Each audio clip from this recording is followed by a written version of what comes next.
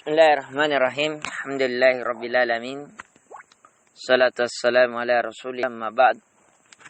Allahumma anfa'na bima 'allamtana wa 'allimna ma yanfa'una wa zidna ilman. Assalamualaikum warahmatullahi wabarakatuh. Waalaikumsalam warahmatullahi wabarakatuh. Alhamdulillah kita sudah berada di tengah-tengah lapangan, ya. Yang sekali lagi saya ingatkan, mengapa Ustadz membawa kalian keluar dari asrama, keluar dari kelas, keluar dari masjid, agar kalian memahami bahwasanya belajar itu bukan hanya di kelas. Belajar bukan hanya di masjid. Belajar bukan hanya di asrama. Tapi orang yang pandai adalah belajar di segala waktu dan segala tempat. Jadi kehidupan seseorang itu adalah belajar. Ya, maka dari itu kata Imam Ahmad, ta'allam minal mahdi ilal lahdi. Belajarlah mulai dari ayunan sampai ke liang lahat. Jadi orang belajar itu dari mana? Dari ayunan sampai ke liang lahat. Ya. Kemudian apa yang kita mau pelajari? Di satu pekan ini, kalian sudah pelajari Al-Quran, sudah pelajari hadis, sudah pelajari fikih, praktek-praktek sholat. Di hari ini kita akan mempelajari, itu namanya ayat Qur'aniyah. Ayat Qur'aniyah. Yang kedua dalam ilmu, ada namanya ayat kauniyah. Jadi ilmu itu ada dua. Satu, ada ayat-ayat Qur'aniyah. Itulah surah Al-Baqarah, surah Al-Imran, surah An-Nisa, sampai An-Nas. Tapi ada ayat-ayat kauniyah. Ayat-ayat kauniyah adalah, coba lihat diri kita. Bagaimana diri kita terlebih awal dari setetes air mani yang hina. Kemudian menjadi segumpal. Kemudian menjadi segumpal daging. Kemudian dari situlah kita berbentuk. Menjadi manusia. Bagaimana hebatnya Allah itu menciptakan. Ya, dari setetes mani jadi dari kayak ini, kita asalnya dari ini, dari itu. Kenapa bisa jadi tumbuh begini? Bagaimana hebatnya itu Allah? Di sini kita melihat bahwa Allah itu Allahu Akbar. Allah Maha Besar betul. Setetes mani air saja bisa dijadikan seperti manusia. Coba lihat pohon, ya. Itu dari biji yang kecil. Tapi dia menjadi tumbuh besar. Karena Allah menginginkan besar. Di sini memberikan pelajaran. Walaupun kita kecil. Kita miskin. Kita tolo-tolo. Ya. Kalau kita kecil. Mudah bagi Allah membesarkan kita tidak? Mudah. Kalau kita miskin. Mudah bagi Allah mengkayakan kita tidak? Mudah. Kalau kita terhinakan di masyarakat. Tidak ada yang mau dengar bicara tak? Tidak ada yang pandang, semua lihat orang kita, orang miskin gitu. Tidak ada apa-apanya. Gayana gitu. Tapi kalau mau angkat, Allah mau angkat derajat tak, menjadi orang yang termulia, menjadi pemimpin, menjadi presiden. Mudah atau tidak? Mudah. Mudah. Sebagaimana itu pun, kecil bisa menjadi besar. Ya. Sebagaimana kita, dari setetes mani bisa menjadi orang yang tumbuh besar lagi dewasa. Ya. Di sini kita mengagungkan, disitulah makna sholat. Allah Akbar. Itu namanya ayat kauniyah. Dari suatu apa yang kita lihat bisa menyadarkan kita tentang adanya Tuhan pemilik, pencipta, penguasa, pengatur yang pantas hanya kepadanya ibadah diserahkan. Hanya kepadanya doa dipanjatkan. Hanya kepadanya seluruh masalah disandarkan. Itulah Allah. Kemudian kita melihat dari bumi. Ini bumi terhampar. Ada bumi yang tinggi, gunung-gunung yang kita lihat di samping kiri kita. Ada yang datar. Di kota-kota. Ya. Apa gunanya itu gunung? Itu gunung gunanya sebagai pasak. Ya. Wal jibala autada. Dan gunung-gunung itu sebagai autad. Autad itu seperti paku-paku di bumi.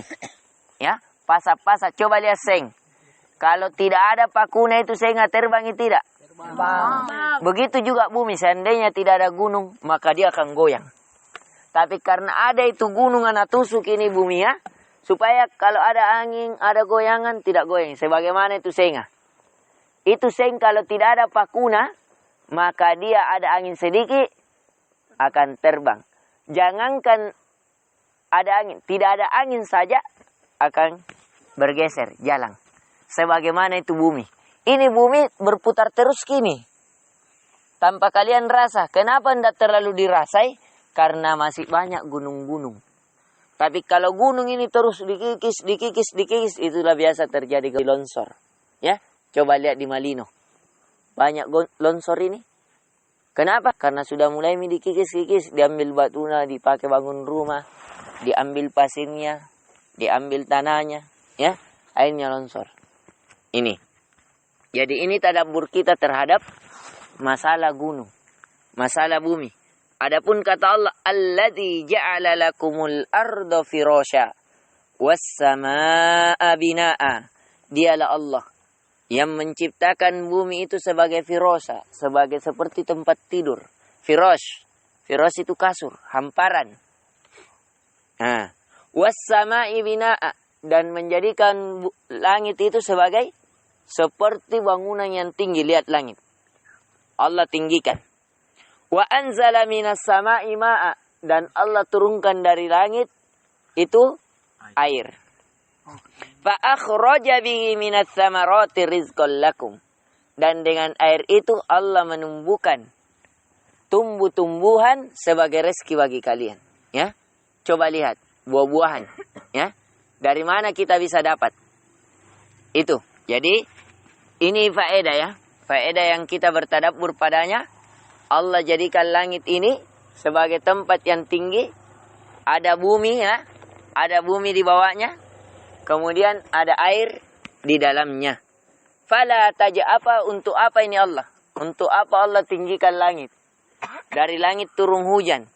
Dari turun hujan Allah tumbuhkan pepohonan. Untuk apa? Agar kalian fala taj'alu lillahi andada wa antum ta'lamun. Agar kalian tidak menjadikan tandingan-tandingan bagi Allah, padahal kalian memahaminya. Jadi fungsi, kenapa Allah tinggikan langit? Dari langit Allah turunkan hujan. Dari hujan menjadi tumbuh pepohonan. Untuk apa ini? Supaya kita tidak menyembah kepada selain Allah. Itu intinya. Dalam surah Al-Baqarah ayat 22. Pelajaran yang ketiga, yang kita akan mengambil pelajaran, jadi tadi kita sudah bertadabbur tentang bumi. Kita sudah bertadabbur tentang gunung. Kita sudah bertadabbur tentang kita sendiri, bahwa kita ini dari setetes air mani yang hina. Tidak ada anunya, tidak ada hitungannya, tapi Allah memuliakan kita. Sekarang kita akan melihat ke langit. Coba lihat langit, ya. Di antara perhiasan langit, bintang-bintang. Ada bintang, ada bulan, ya, ada matahari tadinya. Awalnya dia kenapa ini kegelapan? Tadinya terang benderang di pagi hari kita berjemur waktu kita upacara. Coba perhatikan. Kalau Allah jadikan malam ini tanpa ada siang. Bagaimana kejadiannya? Orang akan sulit. Orang akan sulit. Sulit cari uang orang. Ya. Di mana-mana harus bawa lampu. Jadi kalau habis baterainya lampu, bagaimana? Bagaimana para petani? Masa sambil cangkul-cangkul dan sambil harus bawa senter, siapa pegang senternya. Jadi kalau sendiri, bagaimana? Sulit. Intinya, kemudian kalau misalnya siang saja, Allah tidak jadikan malam. Enak tidur kah tidak? Bagaimana kalau orang tidur siang-siang? Tidak ada lagi kipasnya. Ya, makanya kata Allah, wa huwallazi ja'ala lakumun nujuma litahtadu biha. Dialah Allah yang menjadikan, yang menciptakan itu nujum, bintang-bintang, litahtadu biha, agar kalian menjadikan petunjuk. Orang-orang yang ada di lautan, mana mau tahu mana yang arah sini, mana yang arah sini, mana yang arah sini? Kalau bukan dari bintang. Jadi bintang ini banyak bintang tapi tidak banyak bintang yang terang. Ada memang bintang-bintang yang terang. Misalnya di ini, tidak ada di sini. Ya, biasa ada bintang dijadikan itu ada khusus bintang timur, ada khusus bintang selatan, ada khusus bintang barat. Ini diambil sebagai para pelaut tahu. Kalau kalian belajar nanti di pelayaran harus tahu itu. Ya, jadi kalau misalnya hilang tidak ada peta, tiba-tiba tidak ada jaringan, tidak ada jaringan satelit, mati semuanya. Tiba-tiba misalnya koslet kini mesinnya kapal, akhirnya kita mengapung. Caranya didayung. Caranya bagaimana bisa ditahu arah pulang? Di tengah laut gelap. Bagaimana caranya? Caranya dengan bintang. Orang-orang yang ahli, ya, itu nggak tahu. Bilang, oh ini. Caranya kalau misalnya salah satu contohnya saya pernah belajar dengan pelaut, ya. Caranya, misalnya kalau kita di laut, kalau banyak burung yang berterbangan, itu berarti kita sudah di dekat rumah warga. Karena itu burung datang pasti mencari makanan. Itu salah satu anunya. Berarti kita sudah dekat dengan rumah-rumah warga. Jadi ini ya, kata Allah, fis sulumatil barri wal bahr. Jadi itu bintang untuk memberikan cahaya petunjuk ketika kita berada dalam kegelapan, baik di bumi maupun di laut. Qad fassalnal ayati liqaumi ya'lamun. Sungguh kata Allah, kami telah menjelaskan ayat-ayat kami agar kalian memahaminya. Apapun si bulan, Allah jelaskan surat Nuh. Surat yang nahapal ini siapa? Sudah minhafal pausan, ya. Wa ja'alal qamara fihinna nura. Kata Allah, sesungguhnya kami menciptakan itu qamar, itu bulan. Fihinna, padanya. Nuro, ada cahaya. Itu. Bagaimana bisa tahu? Misalnya, Novel. Pais, punya duluan 50. Kapan nu bayar ke? Bulan depan pi. Bagaimana mau natagi bilang bulan depan pi kalau tidak ada itu bulan sebagai tanggal? Bagaimana bisa tahu? Kau Pais kerja sama saya, Notpan misalnya nanti jadi pedagang yang sukses ki. Banyak kontraktornya. Pais, bisa mau kerja. Gaji nu nanti setiap tanggal 1 nah. Bagaimana mau tahu gaji na Pais setiap tanggal 1 kalau tidak ada itu bulan? Bisa tahu tidak? Tidak bisa. Pais. Bilang Novel. Bilang Pais tanggal 1 mi Pais. Novel. Gajian maki. Mana ada tanggal 1? Pasti akan berdebat. Karena kenapa? Tidak ada bulan yang menjadi tanda. Jadi fungsinya bulan tadi untuk apa? Agar keberlangsungan hidup itu bisa teratur. Kata Allah, kami ciptakan itu bulan, padanya ada cahaya. Wa ja'ala syamsa siraja, dan kami juga ciptakan itu matahari sebagai penerang dalam kehidupan kita. Ya, bahkan sebagian dokter mengatakan seandainya kita tidak kena ini, kita tidak pernah kena matahari, maka kita mudah sakit.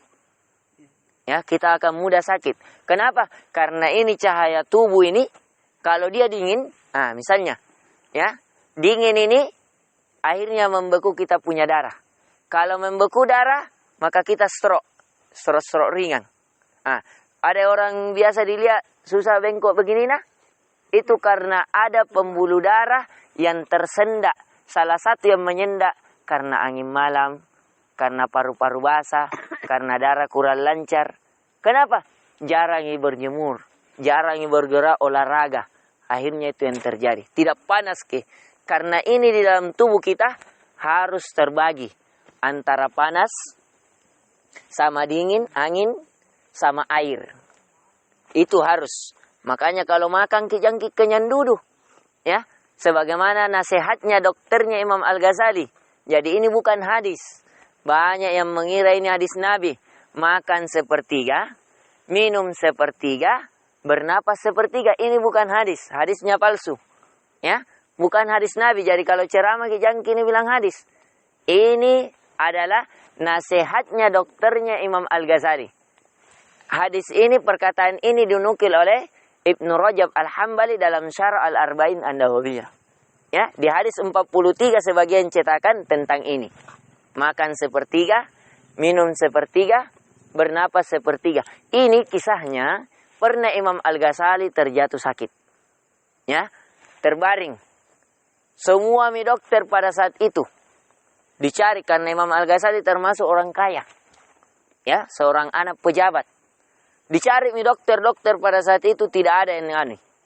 Akhirnya ada satu dokter yang melihat bahwasanya yang bermasalah pada Imam Al-Ghazali adalah pola makannya, pola minumnya, pola istirahatnya. Sehingga diberikanlah dia nasihat seperti itu. Kalau makan sepertiga, tidak boleh karena sepertiga penyakit manusia itu berawal dari makanan. Sepertiga penyakit manusia itu berawal dari kurangnya olahraga, itulah pernapasan. Sepertiga penyakit manusia banyak masuk, itu tadi pengaruh minuman. Kalau banyak minum ale-ale, monti, apa segala macam, itu penyakit. Ya, karena di situ ada kadar-kadar apa. Bayangkan itu, ada teh gelas bisa bertahan 1 tahun. Bikin koben teh, simpangnya di situ di pondok 1 hari, mau bagaimana itu? Ya, ada teh poci misalnya, atau itu teh poci yang ada susu-susu. Nah, ini saja susu kalau tidak diminum ini sampai jam 10 malam kecil-kecil nih. Diminum sakit perut, ini bisa 1 tahun. Apa itu pengawet? Pengawet itulah tadi yang mempengaruhi organ tubuh sehingga kita sakit. Alhamdulillah, ini yang saya bisa berikan ya. Bahwasanya sekali lagi saya tekankan ya, kita belajar, saya sengaja bawa keluar ke sini agar kalian memahami apa? Bahwasanya kita belajar itu di mana di mana saja. Kita belajar bukan hanya di kelas, bukan hanya di masjid, bukan hanya di asrama, dan pelajaran itu bukan hanya di Al-Quran. Al-Quran itu namanya ayat Qur'aniyah. Tapi alam sekitar adalah pelajaran. Bahkan wa fi anfusikum kata Allah, afala tubsirun. Pada diri kalian sendiri, tidakkah kalian memperhatikan? Kata Allah, diri kita saja sendiri ada pelajaran. Yang saya tadi perumpamakan, ya.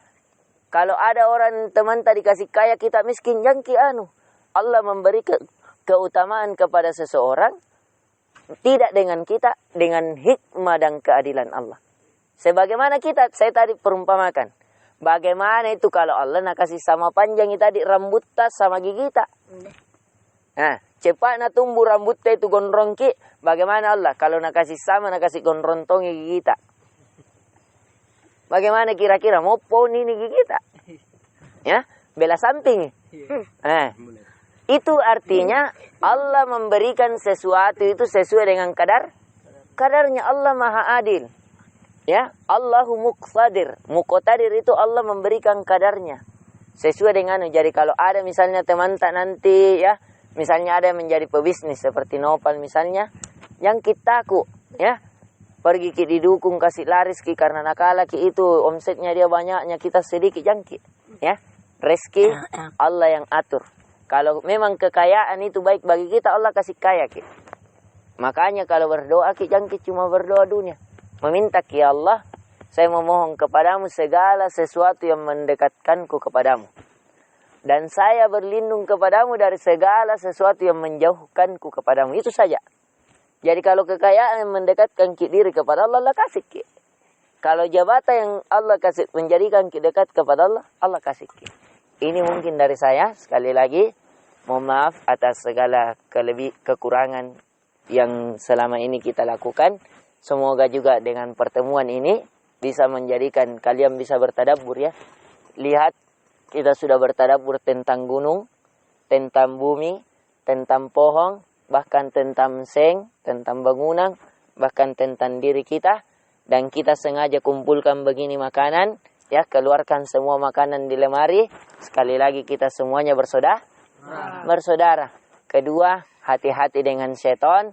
Setan menakuti kita dengan kemiskinan. Allah janji kalau kita berinfak di jalan Allah, Allah ganti dengan lebih baik. Berapa kali lipat tadi?